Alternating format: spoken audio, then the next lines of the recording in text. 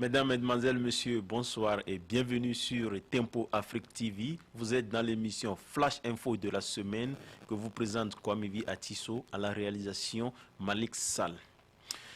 Voici donc le titre de ce soir. Flash Info nous amènera en Libye, au Zimbabwe, en Algérie, au Burkina Faso, en RD Congo et en Côte d'Ivoire. Voici donc le vif du sujet. Robert Mugabe, qui fêtait ses 93 ans et le 21 février passé, s'est déclaré candidat à sa propre succession pour les élections présidentielles de 2018. Il faut noter que Robert Mugabe est le plus vieux président en exercice. Il était au pouvoir depuis 1987 au Zimbabwe après l'indépendance de la Rhodésie-Land. Le report du procès Simeon Gbagbo, qui devait se tenir ce 21 février, est reporté sur le 7 mars. Donc l'ancienne première dame ne va pas connaître son sort jusqu'au 27 mars. Donc le procès est ajourné au 7 mars prochain.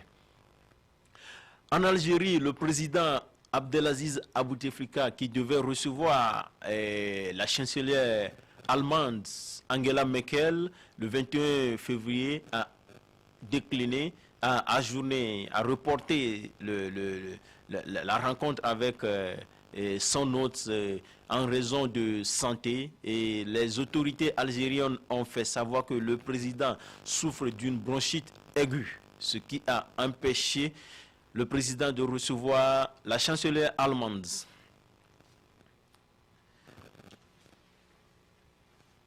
Remaniement ministériel au Burkina Faso. Le président Christian Kaboré a fait un remaniement au niveau de son gouvernement et du coup lui-même cède le ministère de la Défense à Jean-Claude Bouda, qui était jusque-là ministre de la Jeunesse, qui est désormais occupé par Ismaïla Savadogo. Donc un léger remaniement ministériel au Burkina Faso. Au Libye, sur les plages de la Libye, 74 corps de migrants ont été découverts. Et c'était le 21 février. Donc ces corps étaient constitués essentiellement des migrants subsahariens qui cherchaient des refuges au niveau de l'Europe et qui passaient par des bateaux de fortune au large de la Libye. Après, quand on sait que le désordre s'installe après l'abattage de Kadhafi, donc le pays est ouvert à toute tentation de rejoindre l'Europe par les migrants.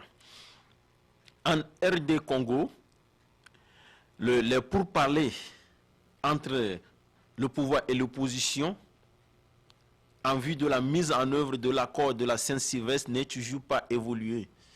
Ça a pour point de blocage le pouvoir qui demande à l'opposition de proposer 3 noms. Donc le président aura à choisir le premier ministre entre ces 3 noms. Et autre blocage, c'est au niveau de l'opposition qui n'arrive pas à avoir un consensus sur le nom du Premier ministre.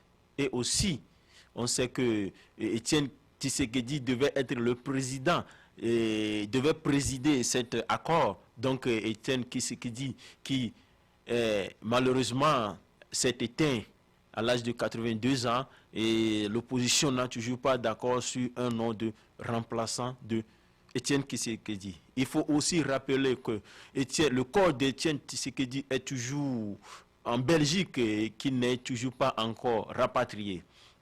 Entre-temps, nous avons entendu l'opposant en exil, Moïse Katumbi, qui disait qu'il revenait à Kinshasa avec le corps de Étienne Tshisekedi. Jusqu'à preuve contraire, le corps de Étienne Tshisekedi reste toujours en Bruxelles.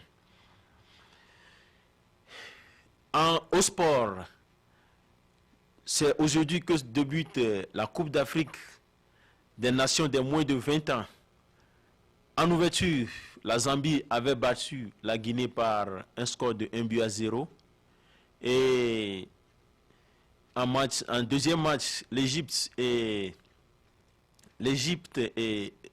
le Mali ont fait match nul, 0 but partout. Il faut aussi noter que en Libye, une loi vient interdisant le voyage des femmes seules à l'étranger. Donc, à partir de cette semaine, une femme libyenne ne peut pas voyager seule à l'étranger. Elle devait être accompagnée par un homme. Alors, c'était donc les flash infos de la semaine. Ce soir, nous allons donc à vous proposer d'autres informations dans cette même émission la semaine prochaine. Merci pour votre fidélité. Au revoir et à bientôt.